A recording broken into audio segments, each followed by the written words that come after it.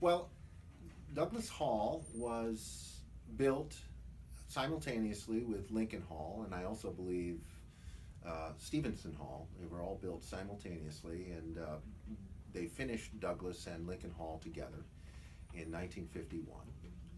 And in 1951, the university naming committee, there is such a committee here, a naming committee. I don't think it meets every day, but when the time arises and they have to assign a name to a new building, this committee meets. And in 1951, they met and they decided to name Lincoln and Douglas Hall together um, in commemoration of the debate which took place in 1858 between Abraham Lincoln and Stephen A. Douglas. So you're gonna ask me questions and I'm gonna answer. Yeah. All right, sounds good. So how do you feel about the issue? I feel that since it's a historical debate and it was taking place and something that was very controversial, that it stands. And I think that since they have a poster right in front that explains what happened, even though Douglas was on the debate towards racism and Lincoln was in the debate against racism or slavery, I think that it's a history and you can't just bury history. Changing the name I think would be wrong. So how do you feel about the proposal to rename the Douglas Residence Hall? I don't think it's a big deal because it was named considering after about the debate, but I think Easter will make the right decision. My take on it is that I don't really believe we should erase his name from the building and put a new name up there.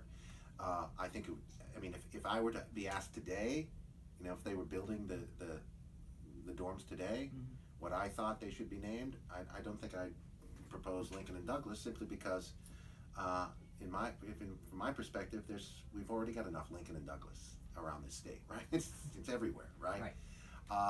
And my heroes tend not to be mainstream politicians.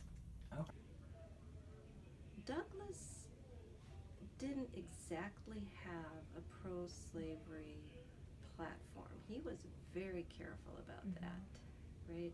He insisted that what he was advocating was popular sovereignty, and that popular sovereignty was about letting the people choose. So if Kansas comes into the Union, they should be able to choose whether to be a slave state or a free state. And Nebraska, same deal, right? So that was what he was agitating for, and evidently the people of Illinois were absolutely in support of that.